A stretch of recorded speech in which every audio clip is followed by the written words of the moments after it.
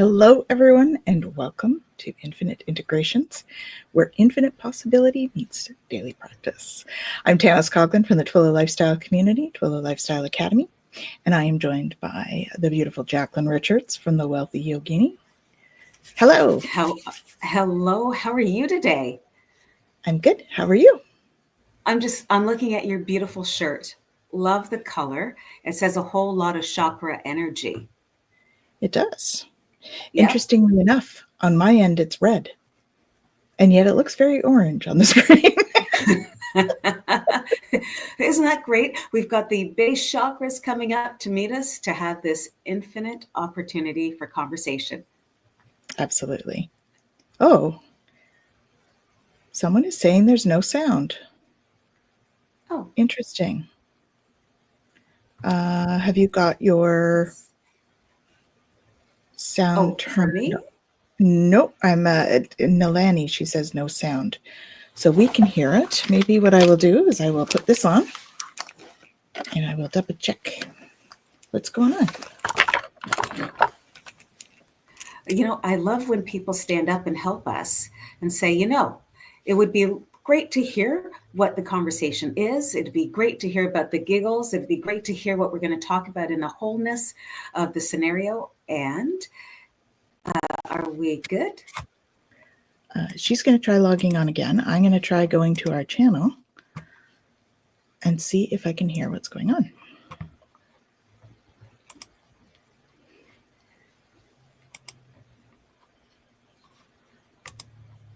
Now, I guess because it is the beginning of December, that could be the reason why that we might be having a glitch or two. I'm hearing it on there, so I think it might be Nalani. Okay. Okay. I think we're good. We're fine now. Thumbs up. Oh, perfect. Yay. Thank you. Wanted to make sure. All right. So welcome, everyone. Now that we've got through our little glitch, which, live, that's what happens sometimes, right? Indeed. So our theme today is embodying vital energy and well-being. Yeah. So what does that mean to you, Jack? Embodying that. What does that embodying word mean? Because that's kind of a big one, I think. Yeah, and I recognize humans will use that word and not quite sure why they might use it. I would think we consider that it's a state of where the physical body is, the mental body is, and the clarity, and emotional resilience incorporated in that, and spiritual vitality is it's all aligned. When we talk about what it means to embody, it's so many beautiful pieces, and when we bring it all together, it is that alignment that we're always looking to have, to be, being present. It's about being present in your energy when you're embodied. It's about I will say spaciousness. When you say embody, does that mean spaciousness to you? It doesn't, actually. So for me, embodying means like I spend a lot of time out there. So embodiment means actually like coming into my body and kind of settling into it and actually feeling what it's like to be in my body. For me, that's what it is. And really like feeling present and allowing myself to, just kind of be present with where I'm at and asking my body what it needs, emotions what they need, energy what it needs, spiritually what do I need. Like going through those, that's kind of that embodying for me. Yeah. Mm-hmm. What is it for you guys?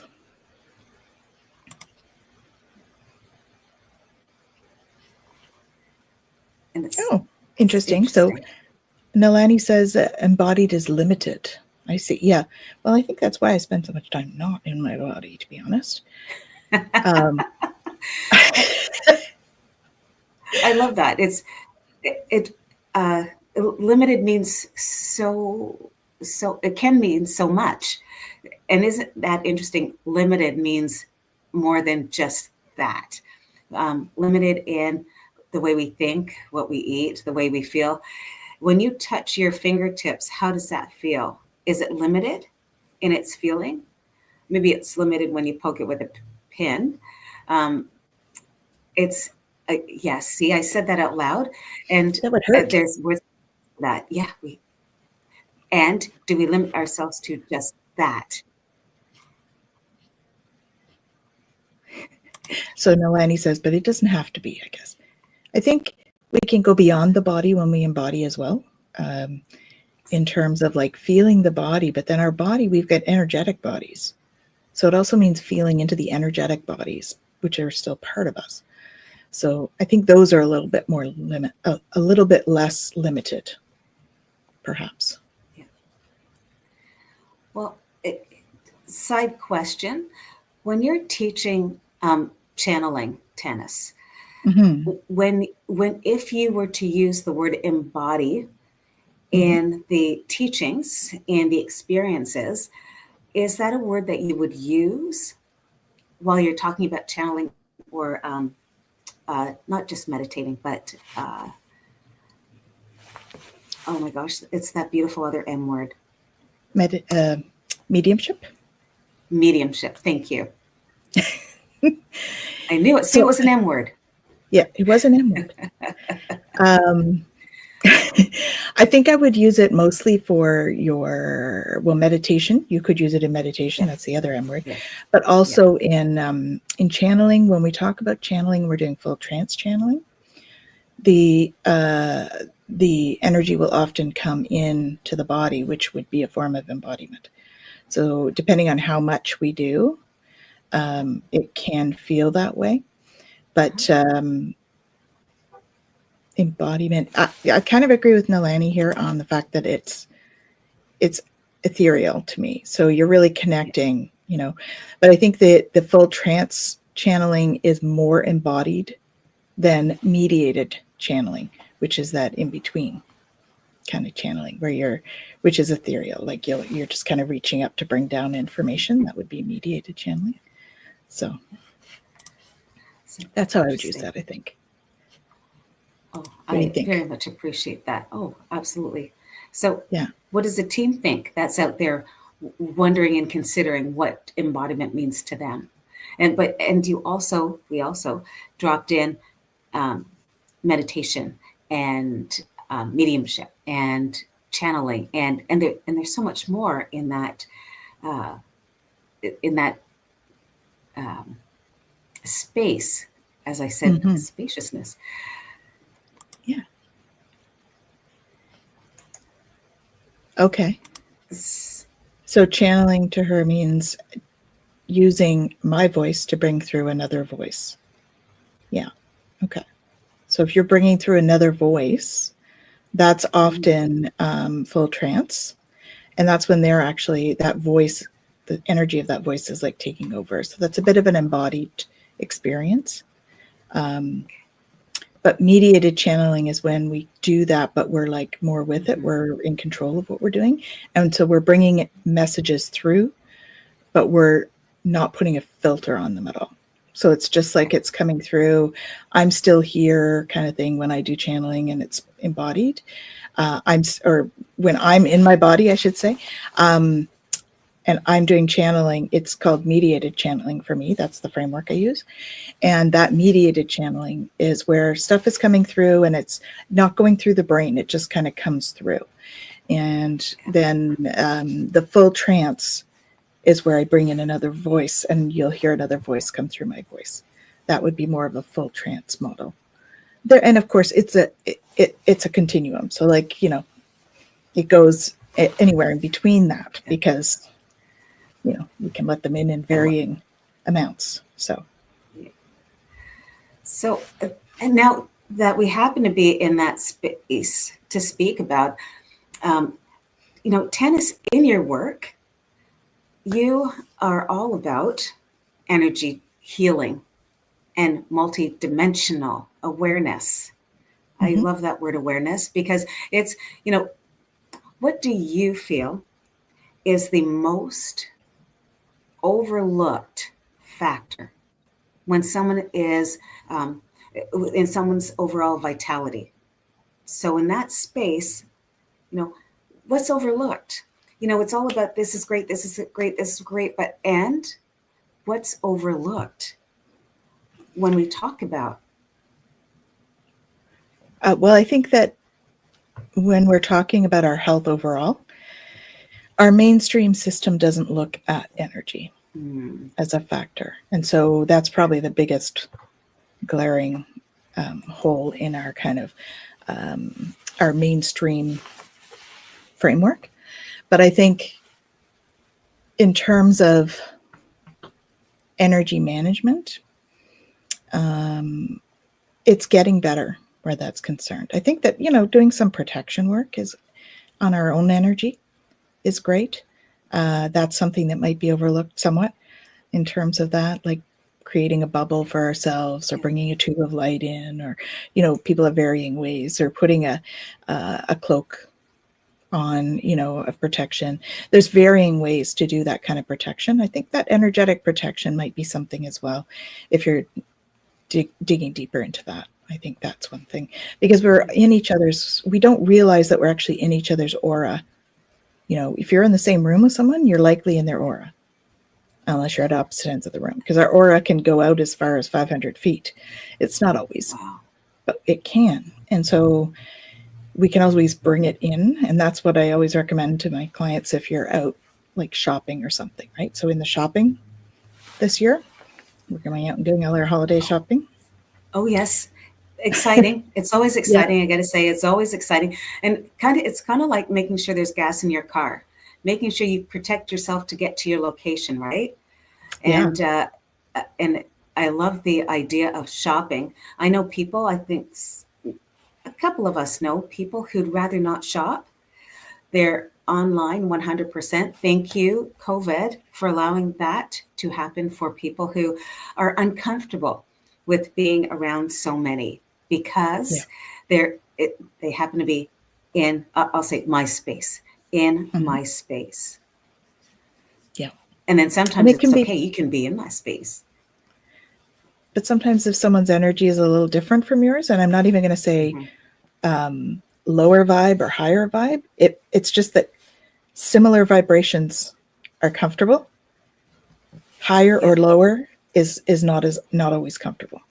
So that's why we tend to gravitate to people that are similar, right? Because there is actually a physics law that if there's a high vibration and a low vibration, the low vibration is going to rise. And so in saying that energy comes right from the higher vibration person.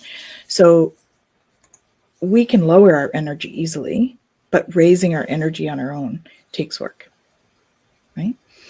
So it's one of those things where we do have people, if we have people around us that are in a different vibrational field or a different vibrational range, sometimes it's uncomfortable.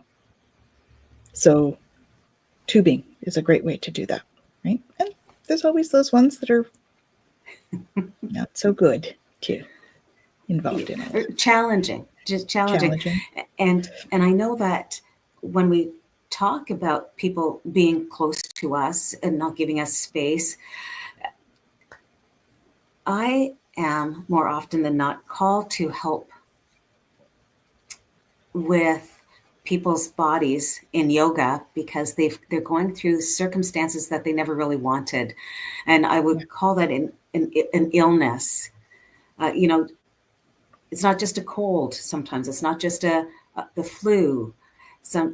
It is in many cases much more than that. People who've been told that there are specific things they cannot do because of their health. Yeah, we're hearing a lot of that. I think you've fought against that in your life a fair bit. Did you want to share a bit of that story? Sure, absolutely. And it's I know I'm kind of putting you on the spot, so feel free to say no if that's not what we're. We are infinite integration, and this is what we're integrating. And it's I had a speaking engagement, And a good friend of mine who had introduced me had said, and you have to understand what she went through. She had multiple sclerosis and she had to move through that. And I said, oh my gosh, you told my secret. And she was uncomfortable that I said that. And I get that, because I would be uncomfortable if I heard someone say, you told my secret. It is a secret that I'm willing to spread now. It's a secret that I kept because I didn't know how people were going to think of me, knowing that I had this MS, multiple sclerosis. I had to look it up when I found out about it. And it was incredibly interesting. The symptoms I had, the doctors had said, you've had these symptoms for a long time. So don't think it just showed up. It's at this moment that the universe said, we need to let her know that she might want to take a break. And it was, the diagnosis is that I should have been in a wheelchair. When I finally went to see the doctor, she said, the nurses will take your wheelchair. That's okay. I walked in my cowboy boots and I was wearing business suit. And I said, I don't have a wheelchair. I've never had a wheelchair. Oh, well, your cane. Where's your cane? We could set it down. I'm not using a cane. And let me be really clear. I'm teaching a cardio kickbox class in about 2 hours. I don't have time for that right now. She was great. I her to share. and it's really, it's how I decided to see it. It's how I decided to see it. And that was 25 years ago. Yeah.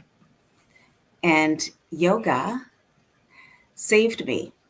Yoga allowed me to be working on breath work. Yoga allowed me to be spiritual in a place that I was told I shouldn't be. I couldn't go. It shouldn't be a secret. And now, because I've talked about it, I wrote about it in my book, but it wasn't me, it was someone else. But it was something I went through. And I am hoping that others are happy to speak to me about that. Why would I think it was a misdiagnosis? I'll tell you, the diagnosis was me figuring out just how happy I was in my body, how happy I was in my life, how happy I was in spirit. And I realized, I'm going to take that break. I'm going to take that breath. I'm going to lift my shoulders. I'm going to take them back. I'm going to release them down. And when I exhale, I know there's places to go, people to talk to.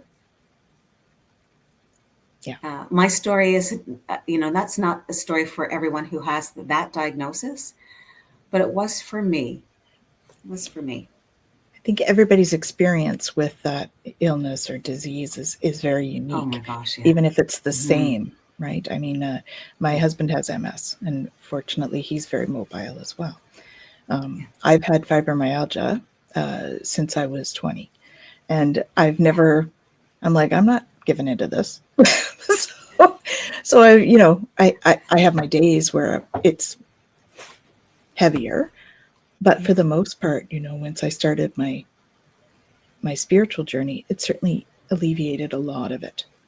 It brings to light other aspects of, so if I'm having a physical pain here, what is that meaning? Why is that manifesting? Listening to the body. What is my body trying to tell me with this? Yeah. Right? And I also realized that I was a physical empath as I was going through. So I realized that really I was feeling everybody else's stuff as well. So no wonder, right? Yeah.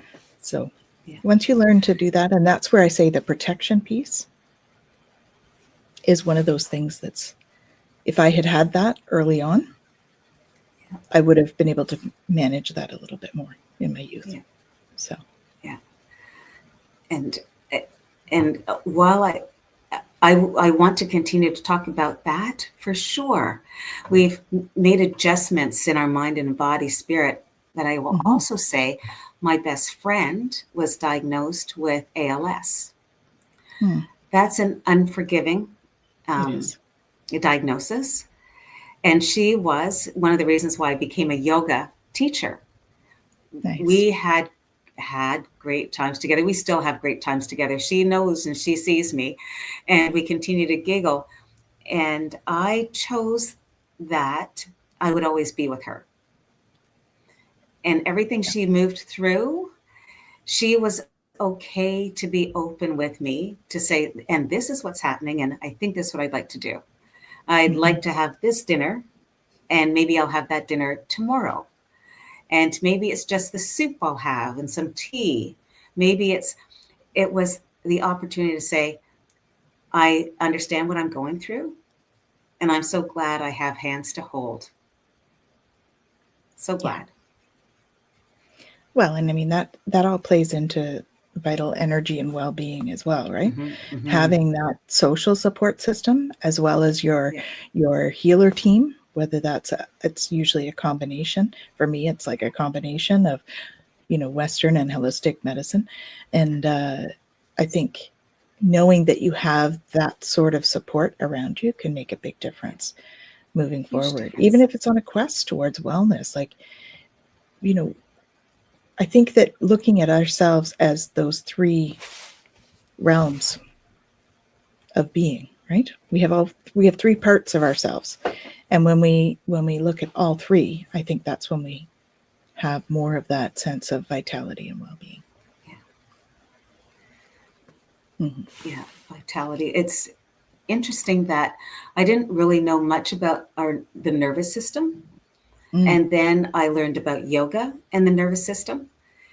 I understand that breath work that I was busy doing, the yoga, the asanas that I moved through, the life that I'd like to live is hugely built upon understanding what the nervous system is. And it doesn't have to be tough. It's open. And understanding what the nervous system is about allows us to be calm. It's the parasympathetic. It is the system that allows us to take that breath, lift our shoulders, take them back, drop them down, and maybe I'll raise my arms high and release them down low so I can consider touching my toes. The parasympathetic system allows the prana of the body to exist deeper, stronger, and so restful. Yeah. So what role do you think movement plays? Movement and breath work in restoring the energy, when people feel blocked and heavy, right? What kind of role does that play in our journey back to wellness and vitality? Okay. I'm going to start resilience. Okay. Resilience is rhythmic. So so let's just say you're sitting on the bus, because I used to take the bus quite a bit. And there's a place you have to go, you got to get, and they're not going as quick as you'd like it to be.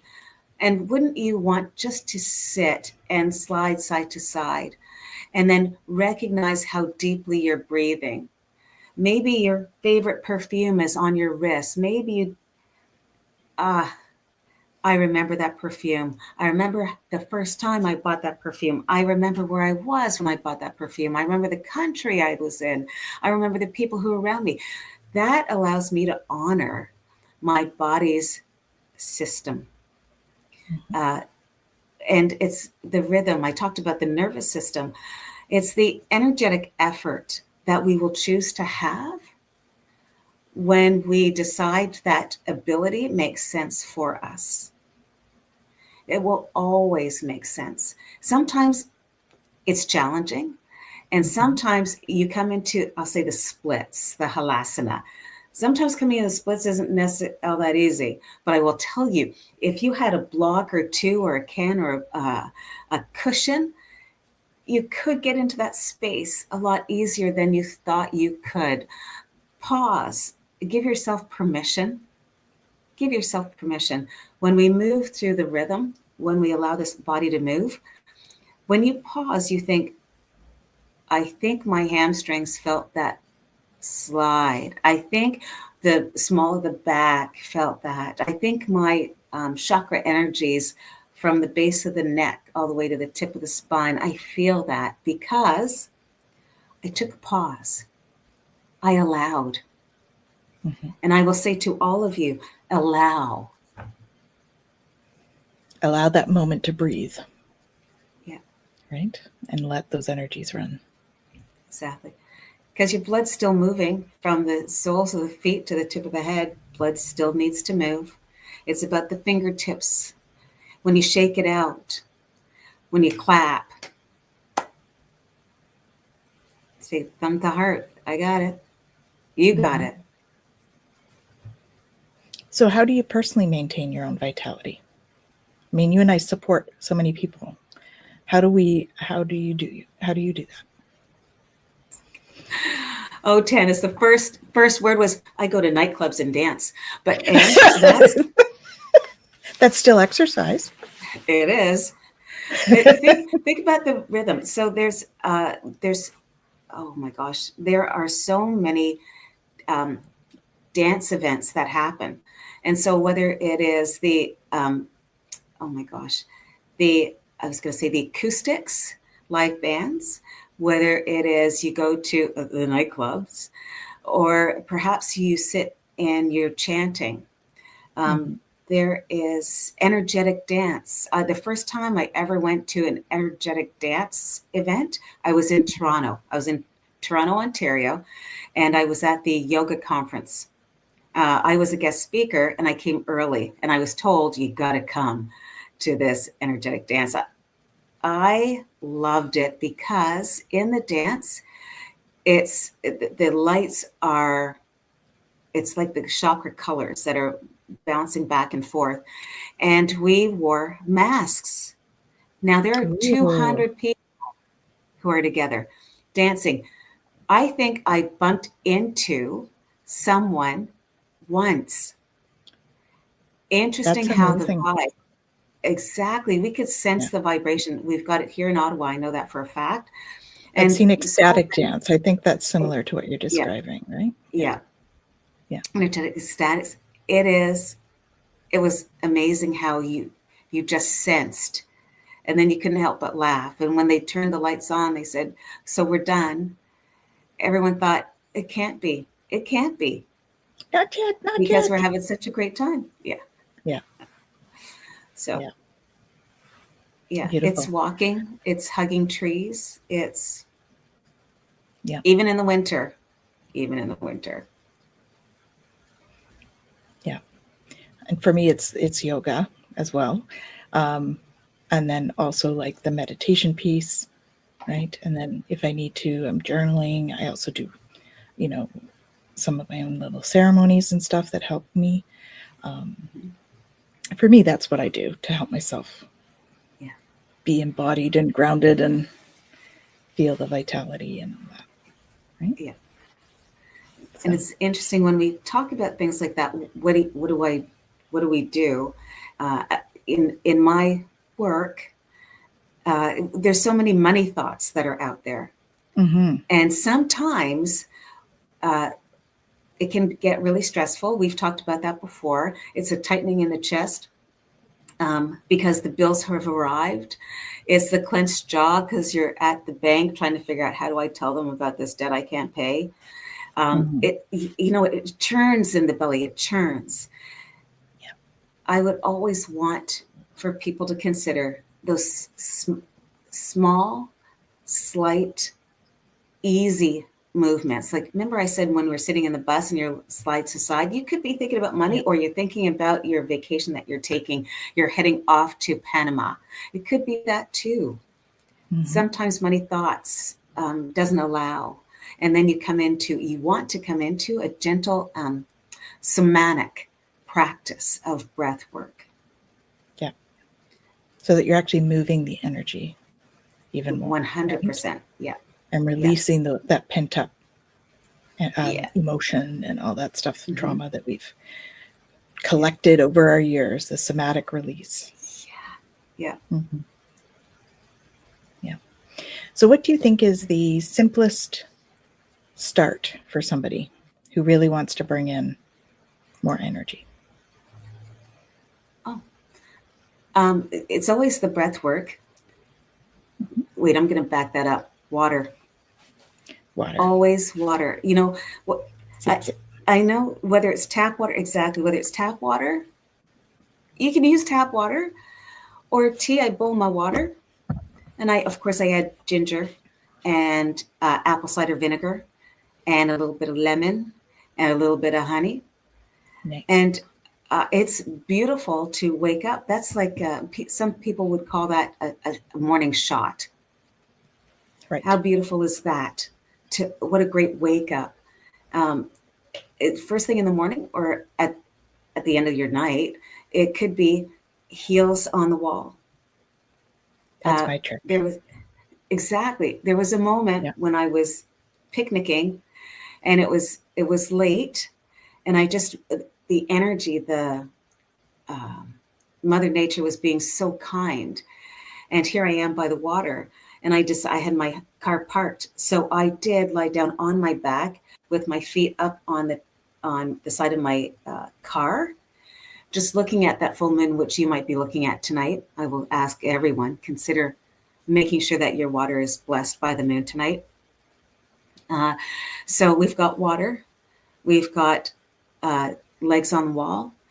We would consider breath work as in inhale for 4, hold for 4, exhale for 4, pause for 4. It's interesting how you can continue to do that. Maybe once, maybe twice, maybe it's 12 times you do that. The longer you do it, the taller you sit. The longer you do it, the more grounded you become. The clearer the mind becomes. And I would say the more open the eyes are when you decide to take those breaths. There's so many ways. And music. Pick your favorite music. And every music, Tanys knows this, there's a vibration in that music. It's the tones that we use for chakras. It's the tone that we use for Tanys. What is that? If we were listening to which vibe? Solfeggios. Thank you. Is that what you're referring to? That's what I'm referring to. Of course. 528 hertz. Say that 5 times fast. Solfeggios. Yeah, that's a hard one. I got 2. But we just need to say it once, thankfully. just once, because then we know that. Yeah. Because that is breath work on its own. When you feel that vibe, it's the skin, which is the largest organ, that's speaking to you. It could be, one of my favorites is my favorite cream, my favorite hand cream. What a beautiful massage. Of course, I have to massage my feet too. And sometimes I take some and place it on my temple. So when we do tapping, that could be what you consider. Tap, tap, tap, tap, tap, tap, tap, tap, tap. And Melanie I think agrees. tapping is, oh my goodness. And as Tanys would know, it's been around forever. And it's beautiful that someone said, this makes sense. And we had no idea when we tapped the chest. Why would we do that? It is instinctive. It is. Instinctive. Yeah. That's why there's so much importance to tapping into your body, right? Yeah. Do what your body. I did a course one time. I think it was called Rewilding or something. And it was very much about doing what your body felt in that moment. So just do how you feel, sort of like you were saying on the bus, you got to be careful if you got people beside you. This was very much a do it on your own in your room kind of thing. I have to tell you. It's interesting though, I was doing it with a friend and we actually did it outside in the pool because it was summer. So we were doing it outside in the water. That added like a whole nother element. It was amazing doing it out there. We both had lots of release. Oh, I love teaching yoga first thing in the morning. and at the end of your evening. So it's sunset and sunrise yoga. It's brilliant. And then doing it by the water. I've done it. I went hiking. So I decided to do, it was a sunset hike. And it was stunning to get that started in that space and get grounded. And and what a great spot when you're busy thinking about what needs to get done. When you run a business, you need to take those moments, those times. When you run a business, it's it it can be stressful. It can have you in panic sometimes. What am I going to do? How are we going to go there? I'm just going to stand and be calm and do that breath work. You know, inhale 4, exhale, hold. It is. There's so many ways to play with the breath. Especially, and I will say in my business, when you're thinking about money and what's the next steps, when I inhale and hold, holding that breath is courageous. Courageous. Yeah. Why don't we be courageous and compassionate with our breath? Ourselves? Oh my, yes. I do a whole lot of, oh my goodness, when we're talking. Yes. And groovy. Very groovy. Emily, this is great to hear that they're teaching her son to do tapping meditation in kindergarten. That is amazing. We've come a long way. Yeah. That actually gives me chills. I'm so happy about that. Yeah. I really wish that all the schools were doing that, because talk about giving people like tools for life, you know? Yeah. Yeah. Options, anxiety. I mean, that tapping, anxious, anxiety, tapping, brilliant. Brilliant. Yeah. And it doesn't matter what age you are. I know it's instinctive. It is when you tap, and sometimes you tap your legs, because we did that too. Tap the legs, tap the knees, and then we tap the ribs too. It's you know, self-understanding. Tanys, you said that is all about being understood. And apparently that's what these teachers are doing too. There's such an emphasis on how are they feeling, what color are you feeling. Yeah. It is just wonderful to see. So that's amazing, Emily. Thank you for sharing that. Wow, much appreciated. Because how young do you have to be?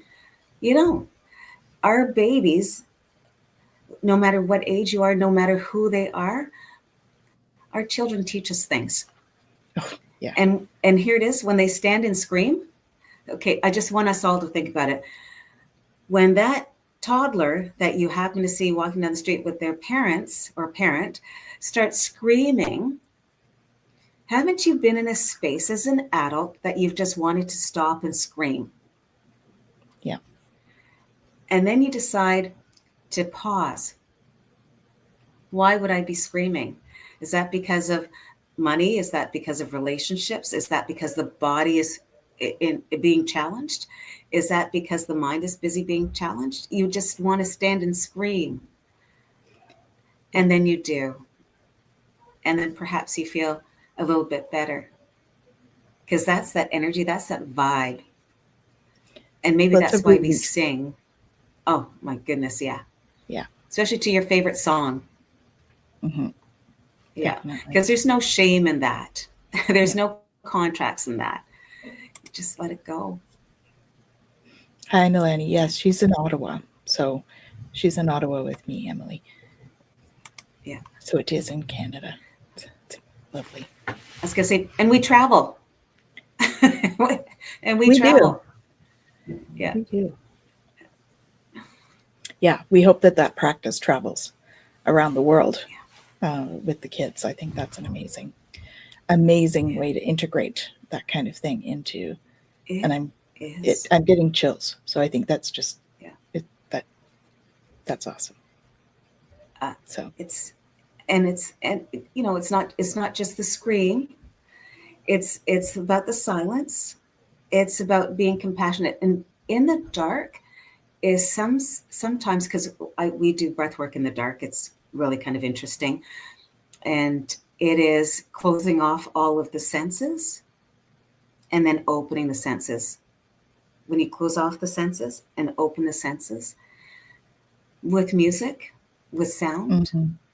and then you recognize, I needed to do that. I've been anxious. I've been less than thoughtful for myself. I haven't taken care of me. And why wouldn't you? You know, there's that cosmic frequency that Tanys will talk to us about all day long, because she'll talk about star codes, and that excites me. That excites me. Yeah, it's those frequencies are so beautiful. You know, they really bring in a lovely energy. Yeah. Nalani says she heard that Japan teaches empathy in grade school. Oh, That's amazing. You know, I think that I love that. that needs to come out, right? I think Yeah. that we can all be teaching our kids empathy, though, right? That's part of us parenting, and Yeah. is how what your action, the action that you just did was not ideal, and if you put yourself in that person's shoes, you might want to go and apologize. Well, the question is, didn't our indigenous peoples, wasn't that what they taught? It was about speaking the truths and understanding that it was okay to speak the truths. Yeah. We should want to consider that, Well, and I especially think, when we're talking about emotions. Yeah. yeah, but we want to feel safe, right? When we Yeah. speak our truth. So I think that's Yeah. often something that people hold back on, Yeah. or the reason they might hold Yeah. back is they're not feeling safe to speak their truth. So really, what's the root cause of that? We need to create safe environments for us to speak our truth in. Yeah. And Me too. you know, bringing more compassion and empathy into the environment will allow us to do that, which will allow us to feel safe enough to say what we need to say, right? But we also have to learn how to say what we need to say with compassion and empathy for the other person. It's kind of both. And it's interesting. So we're talking about safety. That's the first chakra, the Muladhara. And then you talked about speaking your truth, the Visuddha. And then there's just so much that the body is saying, please, I'm here. Please, I'm open. Yeah. Love it. Yeah. I have this great book, Metaphysical Anatomy. And it's huge, but it has I got to all write of that one down. yeah, it's a good one. It's got all of those symptoms that we might have, you know, like back pain, or, you know, all sorts of stuff, everything, like almost everything. And what creates that for us in terms of the emotional and the metaphysical energies that create those things. And I use it with my clients because I find that it's just such a good, it's very like on par for most people. I'm not going to say everybody, but there are people, many people, that if they actually go home and they do, it has questions and that sort of thing for each one. So you can go home and sort of journal about those questions and, you know, see what comes up for you and working through them and actually, you know, allowing yourself to see what the emotion is will sometimes just release the pain.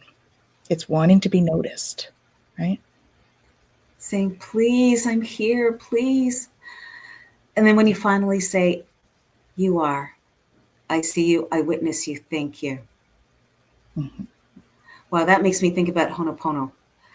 Ho'oponopono. Because you teach that. So yes. So between the tapping and the Ho'oponopono, that's I think actually quite beautiful when you think about, for me, when we take a look at illness, you know, it's in a book and it's open and you've been charged with this illness. Why wouldn't I open a book to see, is there other things that I can do to alleviate the pain, to be more unstuck? And I think that's what we just talked about. It's the Ho'oponopono, it's the tapping, it's the music, the vibe that could allow us to move when I hear critical illness, that is something to study.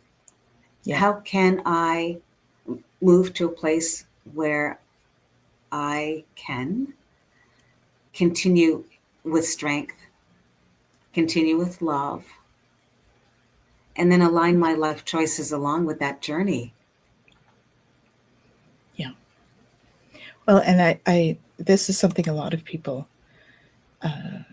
one of their needs is to be heard. Hear what I'm saying. You know what I mean? Mm-hmm. That is a big one for people. Yeah.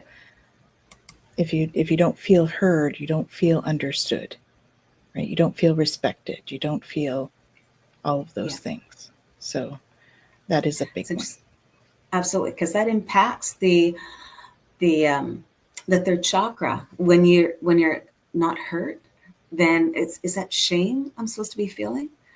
Is it in my heart the guilt how I can't speak my truth? Hmm. Could be fear, It's which is your root. oh, and fear. I Yeah. that's an F word that we should be speaking of more often.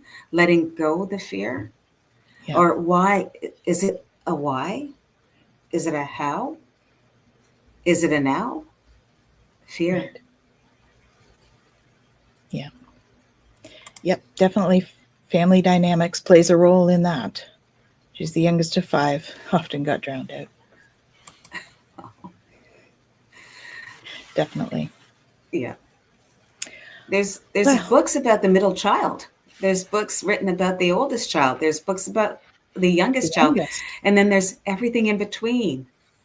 Hmm. Yeah. So, our health practice this week: create a morning ritual of alignment, hydrate, stretch, and set an intention for how you want your energy to feel today. So, that's one, to, Yeah. she's saying she acquiesced. Acquiesced. Yes. That's a mouthful, that one. It is. It is. And it's interesting.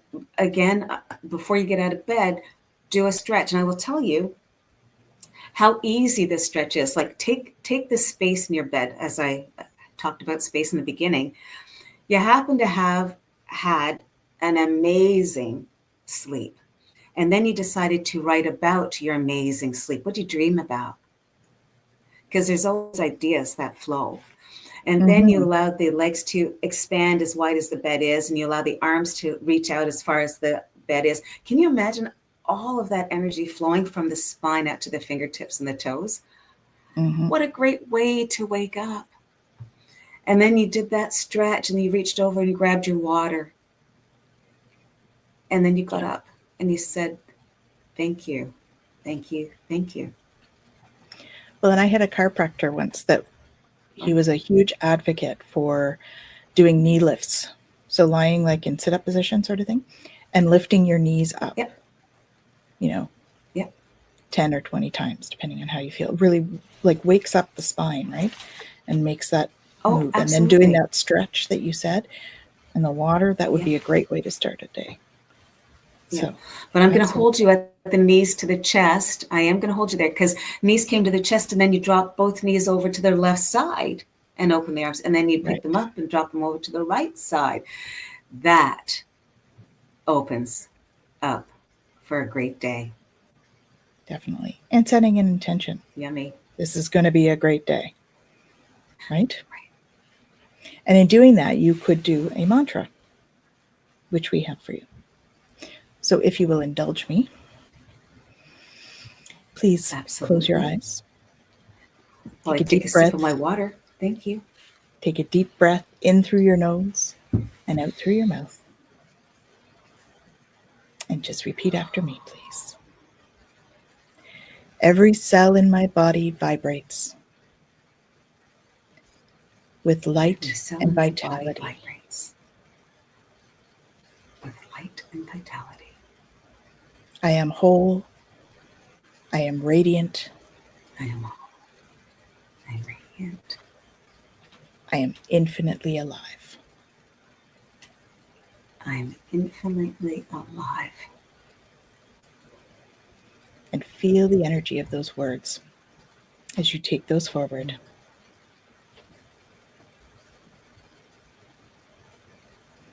And we come back to the space. Final words, Jack. Do you have anything going on this week that you would like to mention? I was going to say I'm infinitely alive. I love that. Okay. Yay! We got buy-in. We We're do. infinitely alive. And so it's yoga online from 5:30 to 6:30 on Friday. It's yoga online on Sunday from 9:45 to 10:45. Then we still have yoga for your personal finances coming down to the quasi end of it. However, I invite anyone to come out to have a conversation about yoga for your personal finances, because it's about practical and spiritual solutions for financial wellness. And that's why even every Wednesday that Tanys and I are together, there will be a little bit of money, currency talk that will be involved. I'd like to think that we wouldn't ever have to talk about it. And I will say to you that I will. I think the lovely part of that is I think that you're normalizing talking about it, right? When we just put it into all the other talk, we're attempting to normalize that as part of a regular conversation.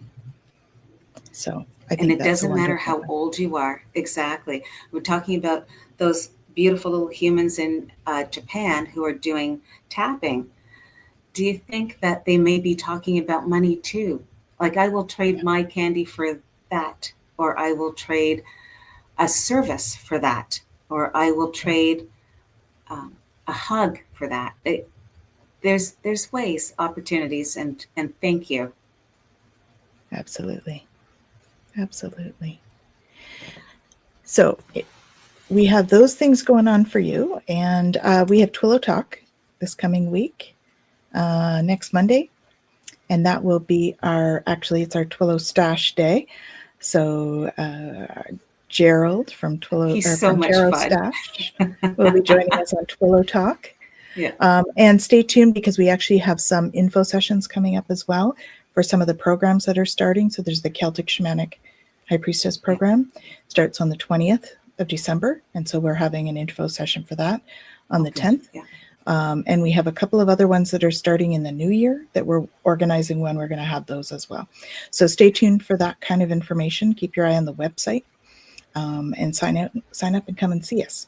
We will have also a support group. Oh, that's not till the 20th, but we have a support group as well with Beyond Being Human. And we also have a Beyond Being Human. It's called Beyond Christmas, and it's a special that they do every year. So you could check that out. That's on Saturday night. So if you go to beyondbeinghuman.org. And I forgot to talk about the 200-hour yoga certification for the new year, and information will be coming out soon. I'm excited. 200 hours. It's great. I did it with Jacqueline last year. It was amazing. So that leads us to the end of the show. And I want to thank you again for joining us today on Infinite Integrations. And we hope to see you next week.